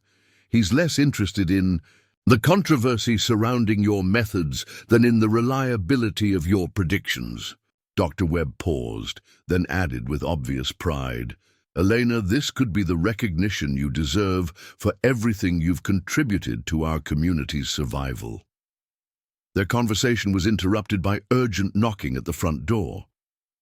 Elena opened it to find Martha Peterson, her face flushed with exertion and eyes bright with tears she was struggling to contain. Behind her stood Sarah Hendricks, and two other women Elena recognized as wives of local farmers, all wearing expressions of barely controlled panic. "Mrs. Morrison, thank heaven you're home," Martha gasped, still catching her breath from what appeared to have been a frantic journey. "There's been a terrible accident at the communal well. The sides collapsed when they were trying to dig deeper, and 3 men are trapped underground." Elena grabbed her medical supplies without hesitation, her mind already shifting to emergency response mode. "How long have they been trapped? Are they injured or just unable to climb out?" Sarah stepped forward, wringing her hands nervously. "It's been over an hour since the collapse. We can hear them calling, but there's so much debris we can't tell. How badly they're hurt." Her voice cracked with emotion. "One of them is my husband, Jim. They were so desperate for water they kept digging even when the walls started showing cracks." Dr. Webb immediately stood to accompany them. "Elena, I'll handle any medical emergencies. You might be needed to assess whether further digging is safe given the current soil conditions." He gathered his own medical bag, his movements quick and efficient. The drought has probably made the earth more unstable than anyone realized. The scene at the communal well was chaotic when they arrived. Nearly half the town had gathered around the collapsed excavation, with several men working frantically to clear debris, while others shouted instructions that seemed to contradict each other. Mayor Walsh stood near the edge of the hole, looking, overwhelmed by the crisis and the decisions that needed to be made about rescue efforts. Elena pushed through the crowd to examine the collapse site, her trained eye taking in details that others might miss. The soil was powder-dry to a depth that should have retained some moisture even during drought conditions. More concerning, the earth showed signs of subsidence that extended well beyond the immediate excavation area, suggesting that underground water sources had shifted or disappeared entirely. "Mayor Walsh," Elena called out, raising her voice above the commotion, "you need to stop the digging immediately and move everyone back from the well area. The soil instability extends much further than the visible collapse." Her warning was met with immediate resistance from several men who were working to free the trapped victims. "Mrs. Morrison, we can't stop now," shouted Robert Mills, his clothes covered with dirt from his rescue efforts. "There are men down there who might be dying while we debate soil conditions." Elena understood their desperation, but knew that continued digging without proper precautions could kill the trapped men and their would-be rescuers. "Mr. Mills, I'm not suggesting we abandon the rescue. I'm saying we need to approach it more carefully to avoid making the situation worse." She pointed to stress fractures in the ground that extended several feet from the well opening. "Look at these cracks. The entire area is unstable." Dr. Webb supported her assessment immediately. "Elena's right about the danger. We need to shore up the sides before anyone else goes down there." He began examining the rescue equipment that had been hastily assembled. "Do we have lumber strong enough to create proper supports?" Jonathan Carter stepped forward with several other farmers who had been consulting with Elena about drought preparations. "Mrs. Morrison, what would you recommend for a safe rescue approach? You understand soil conditions better than anyone here." Elena felt the weight of responsibility settling on her shoulders as dozens of eyes turned in her direction. Lives hung in the balance, and her decisions could determine whether the trapped men survived or whether the rescue efforts claimed additional victims. We need to create a gradual slope rather than trying to dig straight down. The angled approach will be more stable and provide multiple escape routes if there's another collapse. Her suggestions sparked immediate debate among the assembled townspeople. Some supported her methodical approach, while others argued that speed was more important than caution. The discussion grew heated as fear for the trapped men overcame rational consideration of the dangers involved. "Enough arguing," Mayor Walsh finally declared, his political instincts recognizing that leadership was required regardless of the controversy surrounding Elena's abilities. "Mrs. Morrison, you have the most experience with current soil conditions. Take charge of the rescue planning and tell us what needs to be done." Elena had never expected to find herself directing a major emergency response, but she accepted the responsibility without hesitation. "First, we need everyone except essential personnel to move back at least 20 feet from the well area. Second, we'll need teams to gather lumber, rope, and tools for creating proper supports." She paused, scanning the faces around her. "Most importantly, we need someone who can communicate with the trapped men to keep them calm and informed about our progress." The next several hours tested Elena's abilities in ways that had nothing to do with weather prediction. She found herself coordinating multiple teams, assessing soil stability as the rescue progressed, and making split-second decisions about safety versus speed that could mean the difference between life and death for the trapped men. The rescue work revealed the full extent of the drought's impact on the local environment. The soil was desiccated to depths that defied normal expectations, and underground water sources that had supported the community for decades had apparently shifted or disappeared entirely. The well collapse was just the most dramatic symptom of a crisis that threatened the very foundation of life in Cedar Valley. As afternoon shadows lengthened, Elena's careful approach began to pay dividends. The sloped excavation she had designed provided stable access to the trapped men while creating escape routes that proved essential when several minor collapses occurred during the rescue process. Her constant monitoring of soil conditions prevented what could have been a much larger disaster. The first trapped man was brought to the surface just as Governor Hartwell arrived to observe the emergency response. Elena was so focused on directing the rescue that she barely noticed the territorial official until Dr. Webb pointed him out among the crowd of observers. The governor stood quietly, watching the organized efficiency of the operation Elena was directing with obvious interest. When all three trapped men had been successfully extracted and Dr. Webb had confirmed that their injuries were serious but not life-threatening, Elena finally allowed herself to acknowledge the governor's presence. She was covered with dirt from head to toe. Her hair had escaped its pins hours earlier, and her dress was torn from crawling in and out of the excavation site. Governor Hartwell approached with the measured dignity appropriate to his office, but his expression showed genuine respect for what he had witnessed. "Mrs. Morrison, I presume. I'm Governor Hartwell, and I'm impressed by the leadership you've shown in this emergency." He gestured toward the rescued men, who were being tended by Dr. Webb and several volunteers. "Your quick thinking and methodical approach clearly saved lives today." Elena curtsied as best she could manage, given her disheveled state. "Governor Hartwell, thank you for your kind words. I'm only grateful that we were able to get those men out safely." She paused, then added with the directness that had become her trademark, "Though I fear this incident is just a preview of the challenges our community will face if the drought continues to intensify." The governor's expression grew more serious. "Mrs. Morrison, that's exactly what I wanted to discuss with you. I've received reports about your weather predictions and their accuracy in forecasting current conditions." He glanced around at the crowd of townspeople who were still processing the day's events. "Perhaps we could speak privately about your assessment of the regional situation."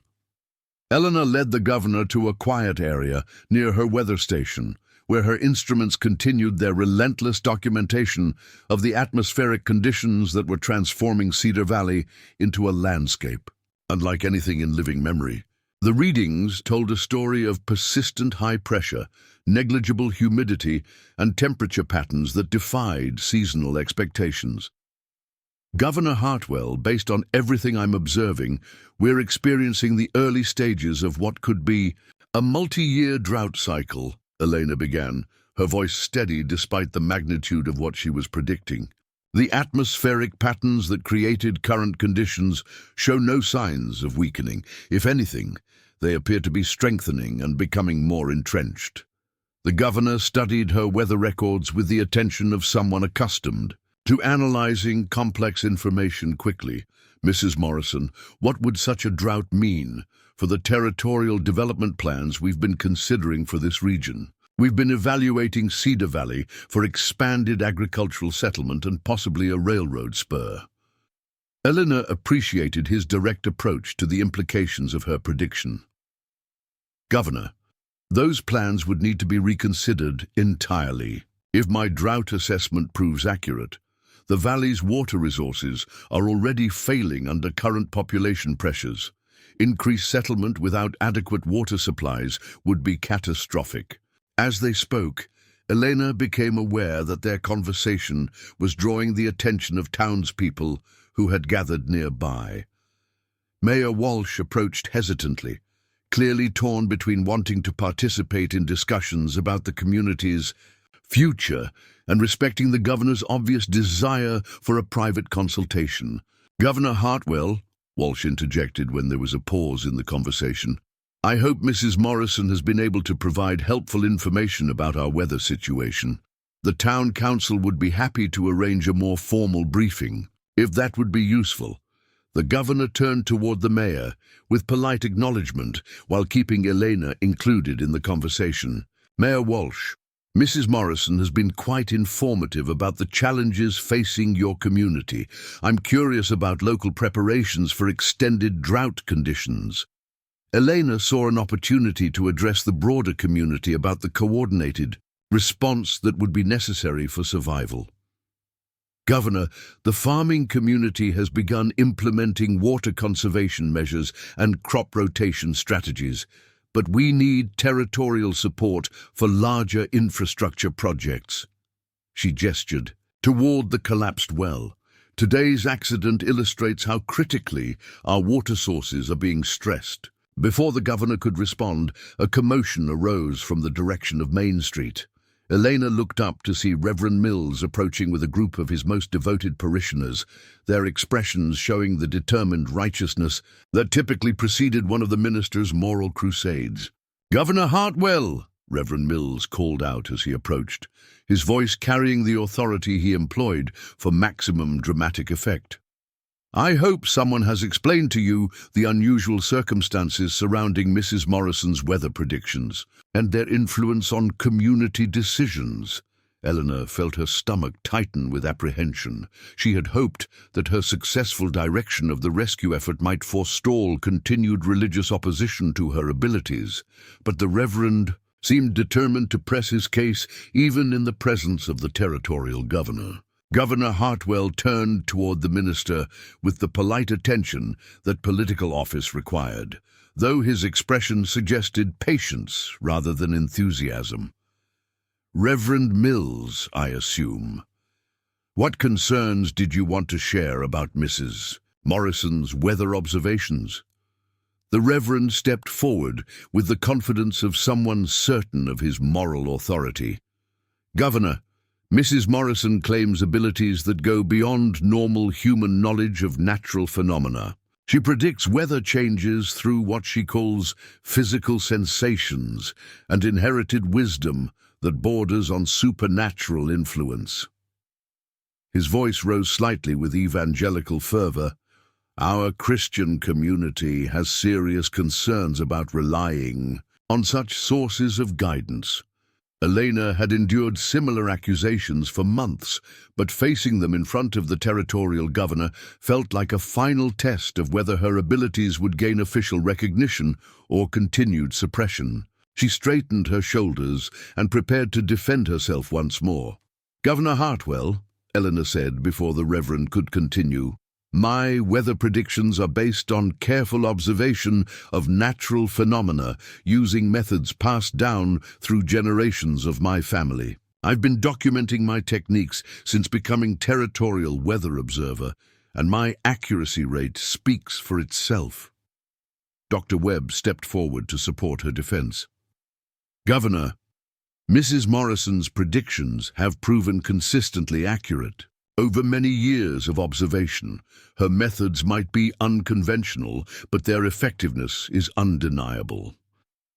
He gestured toward the weather instruments. "Her official reports have been exemplary in their detail and scientific rigor." Jonathan Carter and several other farmers moved closer to the discussion, clearly prepared to defend Elena's reputation based on their practical experience with her guidance. "Governor Hartwell," Carter interjected, "Mrs. Morrison's drought warning has been the difference between survival and disaster for many farming families. Her advice has saved livelihoods throughout the valley." Reverend Mills refused to be deterred by the show of support. "Governor, the issue isn't whether Mrs. Morrison's predictions prove accurate. The concern is their source and the spiritual implications of consulting with someone who claims knowledge beyond normal human ability." He paused dramatically. "What message does territorial support send about the kind of guidance our communities should seek?" Governor Hartwell had been listening to the exchange with the careful attention of someone experienced in navigating complex political and social conflicts. "Reverend Mills, I appreciate your spiritual concerns about Mrs. Morrison's methods. However, my primary responsibility is ensuring that territorial weather services provide accurate information to communities that depend on it." He turned toward Elena with obvious respect. "Mrs. Morrison, regardless of the specific techniques you employ, your predictions have demonstrated remarkable accuracy. The territorial government values effective public service above adherence to conventional methods." The governor paused, then added with unmistakable authority, "Your appointment as weather observer will continue with my full support." Elena felt a surge of vindication at the governor's endorsement, though she recognized that local opposition might persist despite official backing. The rescue effort had demonstrated her practical value to the community, while the governor's support provided legitimacy that would be difficult for critics to challenge. Reverend Mills looked taken aback by the governor's decisive support for Elena, clearly having expected a more sympathetic response to his religious objections. Several of his parishioners exchanged uncertain glances, apparently unsure whether to continue their opposition in the face of official territorial approval. "Governor," the Reverend persisted, "surely you can understand the concern about government endorsement of practices that many citizens consider spiritually questionable." Governor Hartwell's response was measured but firm. "Reverend Mills, the territorial government respects religious freedom and the right of citizens to seek spiritual guidance according to their conscience. However, we also support scientific observation and effective public service regardless of their specific methodologies." He gestured toward Elena's weather station. "Mrs. Morrison's work serves the practical needs of territorial residents, which is my primary concern as their elected representative." The finality of the governor's position effectively ended the public debate about Elena's methods and official status. Even Reverend Mills seemed to recognize that further argument would be futile in the face of such clear territorial support. As the crowd began to disperse, with most residents returning to their homes after the day's dramatic events, Governor Hartwell requested a final private conversation with Elena about regional drought preparations. They walked toward her weather station, where the instruments continued their relentless documentation of conditions that were reshaping life throughout Cedar Valley. "Mrs. Morrison, I want you to understand that territorial support for your work goes beyond simple endorsement of your weather observations," the governor explained as they examined the atmospheric readings. "Your leadership during today's emergency demonstrated abilities that extend well beyond meteorological knowledge." Elena appreciated his recognition, but remained focused on the challenges ahead. "Governor Hartwell, the drought conditions I've predicted will test every aspect of our community's ability to survive and adapt. We'll need territorial assistance with water development projects and possibly population relocation if conditions become too severe." The governor nodded gravely. "Mrs. Morrison, I want you to prepare a comprehensive report on drought impacts and survival strategies for the entire region. Your recommendations will inform territorial policy decisions about resource allocation and development priorities." He paused, then added with obvious sincerity, "You've proven today that you're exactly the kind of leader our frontier communities need." As evening approached and Governor Hartwell prepared to depart for his next scheduled stop, Elena reflected on the extraordinary day that had transformed her from a controversial weather predictor into an officially recognized regional authority. The well collapse had been tragic, but her successful direction of the rescue effort had demonstrated practical leadership abilities that complemented her meteorological expertise. More importantly, the governor's public endorsement had effectively ended the organized opposition to her weather predictions and community influence. Even Reverend Mills seemed to recognize that continued resistance would be futile in the face of official territorial support and demonstrated public value. The drought continued to intensify around Cedar Valley, with atmospheric conditions showing no signs of the relief that desperate residents continued to hope for. Elena's predictions were proving accurate in ways that brought both vindication and responsibility she had never anticipated. The community that had once whispered about witchcraft now looked to her for guidance about surviving the most challenging period in their collective memory. As darkness settled over the valley, Elena stood beside her weather instruments, recording another day of readings that confirmed the persistence of conditions she had predicted months earlier. Tomorrow would bring new challenges as the drought continued its relentless grip on the region, but she faced the future with confidence that her abilities had finally received the recognition and acceptance they deserved. The real test would come in the months ahead, as communities throughout the territory struggled to survive conditions that defied all previous experience. Elena's weather-reading abilities had proven their worth, but the ultimate measure of success would be whether her guidance could help Cedar Valley endure whatever hardships the drought would bring. The spring of 1890 arrived without the renewal that Cedar Valley desperately needed. Instead of the gentle rains that should have awakened dormant vegetation and replenished failing water sources, the atmospheric patterns Elena had predicted months earlier continued their relentless dominance. The high-pressure system that had established itself over the region showed no signs of weakening, creating a dome of stable air that deflected every moisture-bearing weather system that approached from the Pacific. Elena stood in what had once been her flourishing herb garden, now a patch of cracked earth where only the hardiest drought-resistant plants survived. Her weather instruments registered readings that would have seemed impossible just a year earlier, with humidity levels consistently below 10% and soil moisture measurements that barely registered on her scientific gauges. The transformation was so complete that visitors from other regions often remarked that Cedar Valley resembled desert landscapes rather than the mountain meadowland it had been. The community had rallied around Elena's leadership with an enthusiasm that still surprised her after months of official recognition. Her comprehensive drought survival plan, submitted to Governor Hartwell and subsequently adopted as territorial policy, had become the blueprint for resource management throughout the affected region.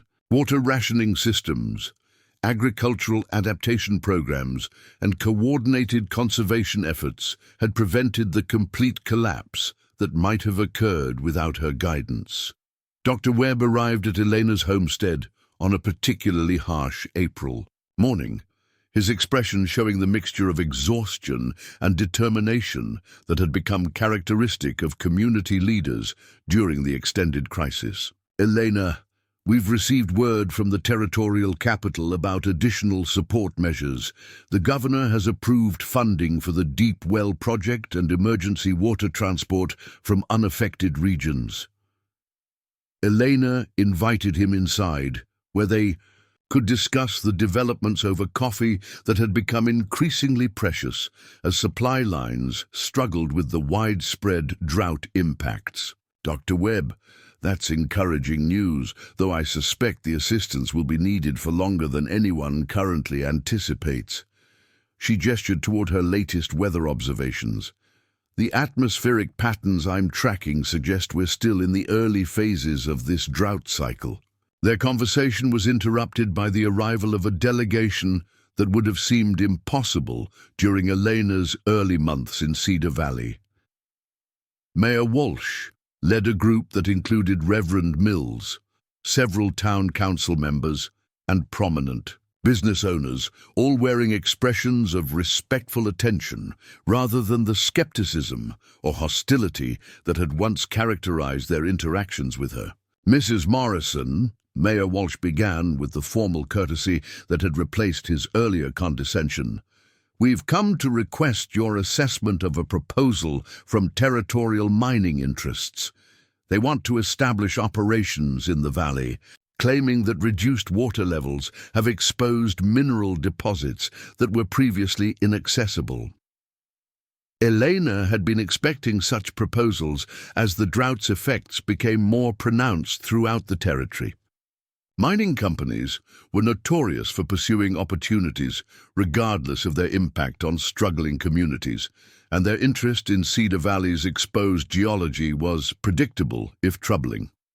"Mayor Walsh, I'd need to examine the specific locations they're considering before making any recommendations," Elena replied carefully. "However, mining operations typically require significant water resources that our community can't afford to divert from essential needs." Reverend Mills stepped forward, his demeanor showing none of the antagonism that had once characterized his interactions with Eleanor. The minister's opposition had gradually transformed into grudging respect as her predictions proved accurate, and her community leadership proved beneficial. "Mrs. Morrison, the mining company representatives claim their operations would actually help locate new water sources through their excavation activities." Elena appreciated the Reverend's more collaborative approach, though she remained skeptical about mining company promises that seemed too convenient to be entirely truthful. "Reverend Mills, that's certainly possible, but mining operations can also disrupt existing water sources or contaminate them with industrial processes." She paused, considering the broader implications. "Given our current situation, any activity that might affect water resources needs extremely careful evaluation." The discussion was interrupted by commotion outside, where Elena could see a crowd gathering around a dust-covered wagon that had just arrived on Main Street. Through her window, she recognized the vehicle as belonging to Samuel Crawford, a rancher from the eastern end of the valley, who had been among the most resistant to her drought warnings. Dr. Webb moved to the window for a better view.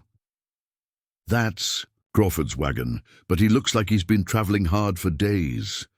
His expression grew concerned as he observed the rancher's obvious distress. "Elena, I think we should see what's brought him to town in such condition." Elena and the delegation made their way outside, where they found Crawford surrounded by townspeople eager for news from the outlying areas. The rancher's appearance was shocking, even by the standards of drought-hardened residents. His clothes were covered with dust, his face was gaunt with exhaustion, and his eyes held the hollow look of someone who had witnessed disaster. "Crawford," Mayor Walsh called out as they approached, "what's happened?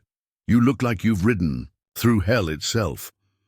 The rancher turned toward them with movements that suggested physical and emotional exhaustion. "Mayor, Mrs. Morrison, thank God you're here." His voice cracked with strain. "The eastern settlements are gone, completely abandoned. The drought has been even worse there than here, and families have been leaving for weeks." Elena felt a chill that had nothing to do with the unseasonably warm air. "Mr. Crawford, what do you mean by gone? Are we talking about temporary relocation or permanent abandonment?" Crawford's expression grew even more haggard. "Permanent, Mrs. Morrison. The wells have all failed. The livestock are dead or dying, and the few families who tried to stay through winter didn't survive." He paused, struggling with the memory. "I rode through settlements that used to have 50 or 60 people and found nothing but empty buildings and graves." The implications of Crawford's report sent a shock through the assembled crowd. If the eastern settlements had collapsed entirely, Cedar Valley might be facing similar devastation despite their preparation efforts. Elena realized that her drought predictions, as dire as they had seemed, might have been conservative estimates of the crisis's true scope. Dr. Webb stepped forward with medical instincts engaged. "Crawford, you need food and rest before we discuss this further. How long since you've had a proper meal?" He began guiding the exhausted rancher toward his clinic. "Elena, we should continue this conversation once he's recovered somewhat." Elena nodded agreement, though her mind was already processing the implications of Crawford's news for Cedar Valley's survival strategies. If entire settlements were being abandoned, the territorial government would face pressures that might override local support for her drought management programs. More immediately, refugee populations might strain resources that were already stretched beyond sustainable limits. The afternoon brought a steady stream of reports from other outlying areas as word of Crawford's arrival spread throughout the valley. Each account painted a picture of widespread abandonment and failure that exceeded even Elena's most pessimistic projections. Communities that had seemed stable just months earlier had dissolved under pressures that their residents couldn't overcome. Despite advance warning about the drought's development, Elena spent the evening reviewing her weather records and projections, searching for any sign that conditions might improve enough to prevent Cedar Valley from suffering the same fate as the eastern settlements. The atmospheric readings told an uncompromising story of continued stability in the high-pressure system that had dominated regional weather for nearly a year. More troubling was her growing sense that the current drought represented something beyond normal climatic variation. The persistence and intensity of conditions suggested a fundamental shift in regional weather patterns that might last for years, rather than seasons. If her suspicions proved correct, survival would require adaptations more radical than anything the community had yet attempted. The next morning brought an emergency meeting of the town council, expanded to include agricultural leaders and other community representatives who had become essential to drought response planning. Elena found herself in the unprecedented position of being the primary advisor to officials who had once questioned her very presence in the community. "Mrs. Morrison," Mayor Walsh began without the usual formalities, "based on yesterday's reports and your continuing weather assessments, what are our realistic prospects for surviving this drought if it continues at current intensity?" Elena had prepared for this question, though she knew her answer would be difficult for the community to accept. "Mayor Walsh, if the atmospheric patterns I'm tracking persist for another year, Cedar Valley will face the same challenges that destroyed the eastern settlements. She paused, allowing the gravity of her assessment to register. We need to begin planning for significant population reduction and possible partial abandonment of less sustainable areas. The statement created immediate uproar among the assembled officials. Jonathan Carter stood up with obvious agitation. "Mrs. Morrison, are you suggesting we abandon our homes and farms after all the work we've put into drought preparation?" Elena understood their emotional response to her recommendation, but she couldn't soften the harsh realities that her weather analysis revealed. "Mr. Carter, I'm suggesting we plan for multiple scenarios, including partial relocation, before circumstances force uncontrolled abandonment." Now she gestured toward her weather records. "The communities that have already failed waited too long to make difficult decisions about resource allocation and population sustainability." Dr. Webb supported her position immediately. "Elena's right about the need for advanced planning. The eastern settlements collapsed because they tried to maintain unsustainable population levels until crisis forced sudden evacuation. His medical experience had given him insight into the human costs of delayed decision-making. We have the opportunity to manage transition processes that other communities have had to attempt under emergency conditions." Reverend Mills rose with the measured dignity he employed for his most serious pronouncements. "Mrs. Morrison, if partial relocation becomes necessary, what criteria would you recommend for determining who should remain and who should seek opportunities elsewhere?" Elena appreciated the minister's direct approach to the difficult choices that might be required. "Reverend Mills, decisions should be based on essential skills, resource requirements, and voluntary preference rather than arbitrary selection." She had given considerable thought to the social dynamics that would determine community survival. Those with the most drought-resistant livelihoods and lowest resource needs would have the best prospects for remaining, while families with high water requirements or limited drought adaptation capabilities might benefit from relocation assistance. The discussion continued through the morning as community leaders grappled with scenarios they had hoped never to face. Elena's role evolved from weather predictor to strategic planner as she helped officials understand the interconnected factors that would determine Cedar Valley's ultimate survival or abandonment.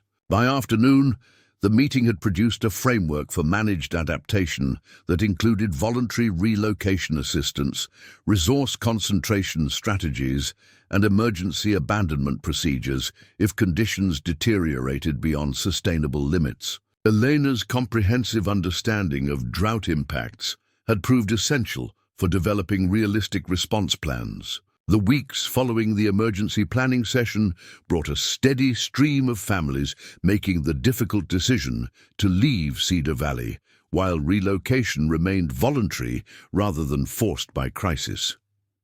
Elena found herself counseling departing residents about timing, destinations, and resource management for their journeys to less affected regions. Each departure was painful for the community, but Elena recognized that controlled population reduction was essential for the survival of those who remained. Her weather observations continued to show no signs of improvement in the atmospheric conditions that had created the drought, reinforcing her assessment that current challenges would persist for the foreseeable future. More encouraging was the response from families who chose to remain in Cedar Valley despite the hardships. Elena's drought survival strategies had created a core group of residents whose adaptations made them capable of enduring conditions that would have been impossible to survive without preparation and coordination. The mining company proposal that had been discussed during the delegation's visit was ultimately rejected based on Elena's assessment of water resource conflicts. but the decision-making process had demonstrated how completely her authority on environmental matters had been accepted by community leaders who had once questioned her qualifications. As summer approached with temperatures that exceeded all previous records, Elena reflected on the extraordinary transformation her life had undergone since the drought began. She had evolved from a suspected witch into the community's primary strategic advisor, with her weather-reading abilities forming the foundation for survival strategies that were keeping Cedar Valley viable when other settlements had failed completely. The territorial governor's continued support had proved essential for maintaining supply lines and emergency assistance that supplemented local resource conservation efforts. Elena's regular reports to the territorial capital had become influential. Documents that shaped regional policy responses to the widespread drought impacts. More personally satisfying was the respect she had gained from residents who had once viewed her abilities with suspicion or fear. The practical value of her guidance had overcome social prejudices that had seemed insurmountable during her early months in Cedar Valley. The community's survival remained precarious, dependent on continued discipline in resource management and adaptation strategies that tested everyone's resilience. Elena's weather predictions suggested that the drought would persist well into the following year, requiring sustained commitment to conservation measures and population adjustments that few communities had successfully maintained. However, Elena faced the ongoing challenges with confidence born from proven effectiveness and community support. Her unique abilities had found their proper application in helping neighbors survive circumstances that would have overwhelmed them without advance warning and coordinated preparation. As evening settled over the transformed landscape of Cedar Valley, Elena stood beside her weather instruments, recording another day of readings that confirmed the persistence of conditions she had predicted more than a year earlier. The drought continued its relentless grip on the region, but the community she had helped guide through its worst effects remained viable and determined to endure whatever challenges lay ahead. Tomorrow would bring new tests of their adaptation strategies and resource management systems, but Elena was confident that Cedar Valley possessed the leadership, preparation, and community unity necessary to survive even the most severe drought conditions. Her transformation from outcast to essential community leader was complete, validated by practical results that no one could question or dismiss. The first significant rainfall in 18 months arrived on a crisp October morning in 1891, catching most of Cedar Valley's remaining residents by surprise, despite Elena's careful monitoring of the subtle atmospheric changes that had preceded it. She had detected the shift 3 days earlier, when the relentless high-pressure system that had dominated regional weather finally began to weaken, allowing moisture-laden air masses to penetrate the protective dome that had deflected storms. For so long, Elena stood on her front porch, watching fat raindrops create small explosions in the dust that had accumulated everywhere during the extended drought. The sensation was almost surreal after so many months of cloudless skies and bone-dry air. Around her, the dozen families who had remained in Cedar Valley emerged from their homes to witness the miraculous return of precipitation that many had begun to believe might never come again.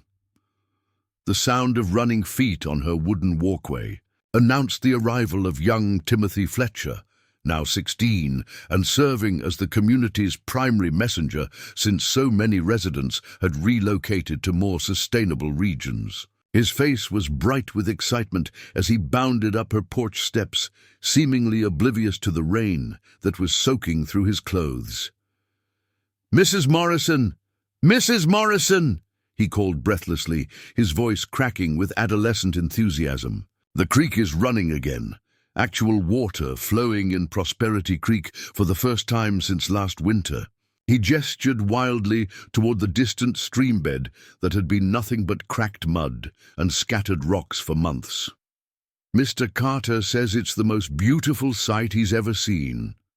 Elena smiled at Timothy's joy, though her trained understanding of atmospheric patterns tempered her celebration with cautious optimism. Timothy, this rain is wonderful, but we need to be careful not to assume the drought is completely over. One storm doesn't necessarily mean we've returned to normal weather patterns. Her measured response did nothing to dampen Timothy's enthusiasm. But it's a start, isn't it? Mrs. Morrison, you predicted the drought would begin to break this fall, and here we are, with the first real rain in over a year. He paused, studying her expression with the perceptiveness that had developed among the community's survivors. You think there might be more rain coming, don't you? Elena had indeed been tracking atmospheric indicators that suggested this. Storm was the beginning of a more significant shift in regional weather patterns. The barometric pressure readings had shown consistent changes over the past week, and the wind patterns had shifted in ways that typically preceded the return of more normal precipitation cycles. Timothy, I believe we may see several more storms over the next few weeks, Elena replied, choosing her words carefully to avoid creating unrealistic expectations. The atmospheric conditions that created our drought appear to be weakening, which should allow normal weather patterns to re-establish themselves gradually. The young man whooped with delight at her assessment before racing off to share the encouraging news with other residents. Elena watched him splash through puddles that were forming for the first time in memory, his exuberance a stark contrast to the measured caution that had become characteristic of drought survivors. Dr. Webb appeared from the direction of his clinic, his medical bag slung over his shoulder as he made rounds to check on residents whose health had been compromised by the extended hardship. His expression showed the same cautious optimism that Elena felt, tempered by professional understanding of how quickly conditions could change in their unpredictable environment. Elena, this rain is remarkable, but I'm concerned about how it might affect some of our residents, he said as he joined her on the porch. Mrs. Patterson has been so weakened by the drought stress that sudden changes in humidity and barometric pressure could trigger serious complications. Elena nodded with understanding. The survivors who had remained in Cedar Valley through the worst of the drought had adapted to extreme conditions in ways that made them vulnerable to rapid environmental changes. Dr. Webb, should we establish some kind of monitoring system for residents who might be particularly sensitive to weather shifts?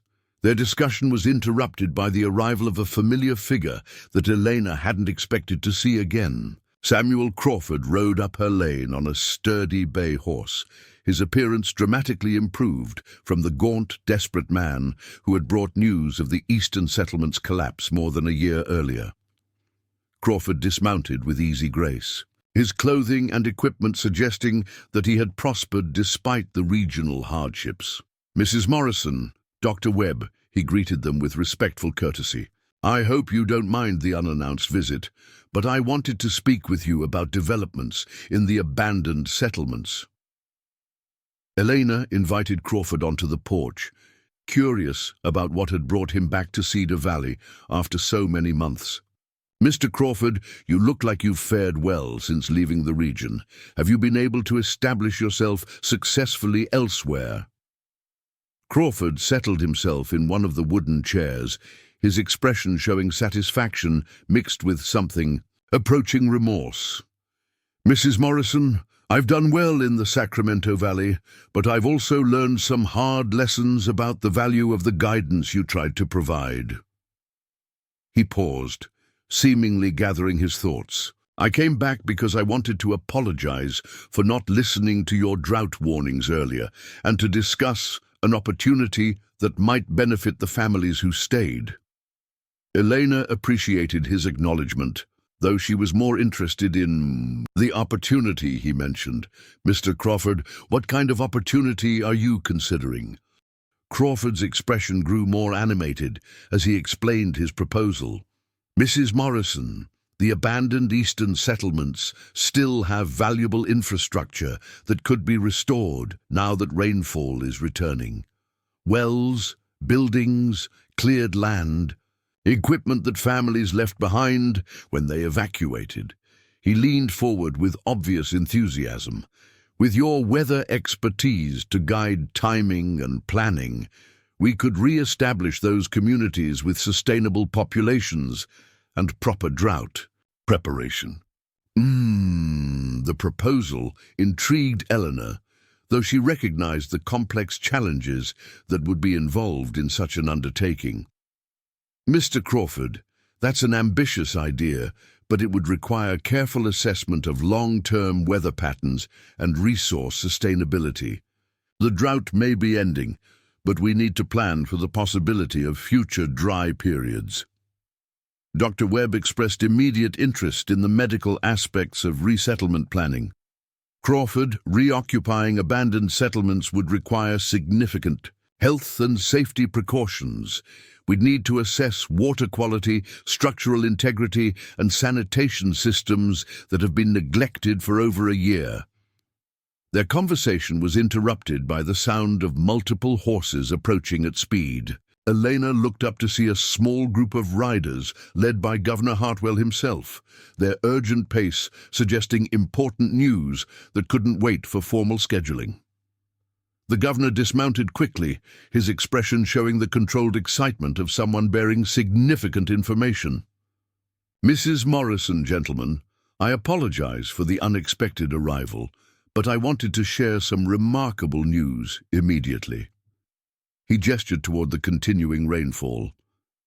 "Your prediction about the drought's end has proven accurate once again, and the territorial government wants to discuss expansion of your weather observation services." Elena felt a familiar mixture of pride and apprehension at the prospect of increased official responsibility. "Governor Hartwell, I'm gratified that my predictions have proved helpful, but I'm curious about what kind of expansion you're considering." The governor's expression grew more serious as he explained the territorial government's plans. "Mrs. Morrison, we want to establish a network of weather observers throughout the territory, with you serving as the regional coordinator and training supervisor." He paused, then added with obvious respect, "Your success in helping Cedar Valley survive the drought has demonstrated abilities that the territory desperately needs."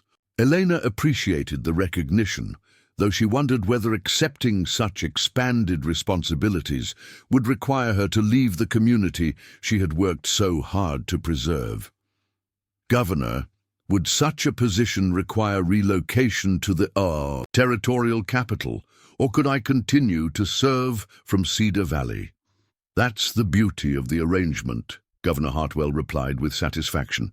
"You would remain here as the primary observer for this region, while also coordinating activities and training for observers throughout the territory." He gestured toward her weather station. Cedar Valley would become the headquarters for territorial weather services, bringing employment and recognition that would ensure the community's long-term prosperity. The implications of the governor's proposal began to sink in as Elena processed what it would mean for Cedar Valley's future. Instead of remaining a struggling frontier settlement, the community would become an important territorial center with stable employment and official status that would attract new residents and investment. Dr. Webb immediately grasped the significance of the opportunity. "Governor, such a designation would transform Cedar Valley's prospects entirely. We could support a larger population, attract additional professional services, and establish the kind of stability that has been missing since the drought began." Crawford nodded enthusiastically at the discussion. "Governor Hartwell, this arrangement would complement perfectly with the resettlement plans I was discussing with Mrs. Morrison.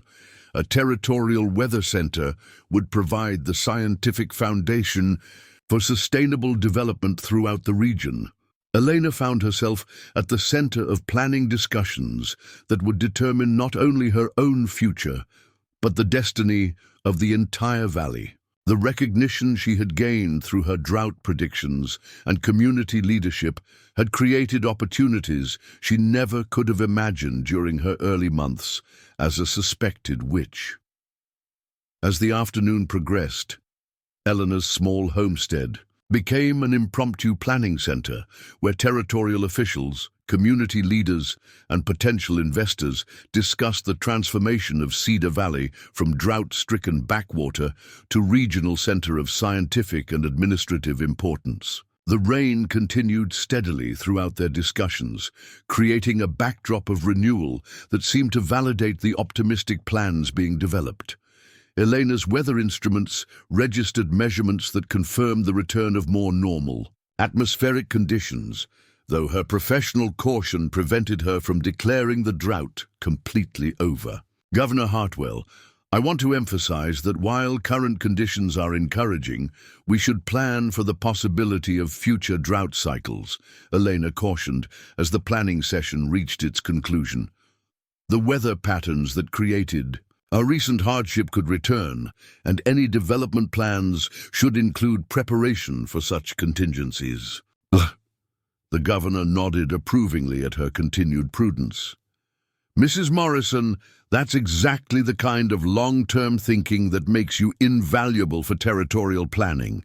Your experience with drought survival will be essential for ensuring that future development can withstand whatever challenges nature might present.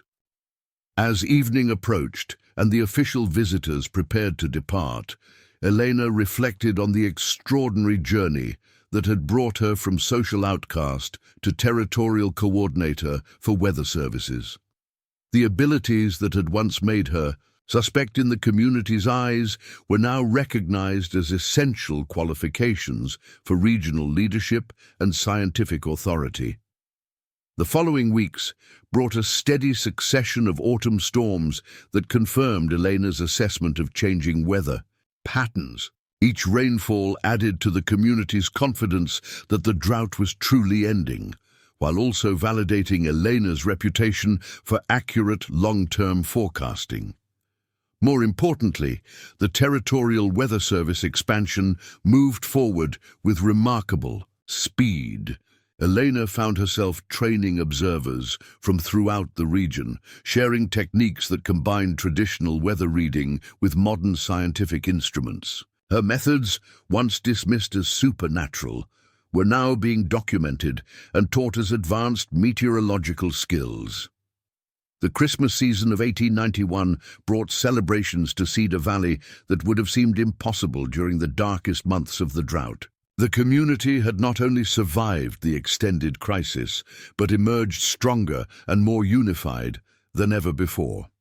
Elena's leadership had created bonds among residents that transcended the social divisions that had once seemed insurmountable.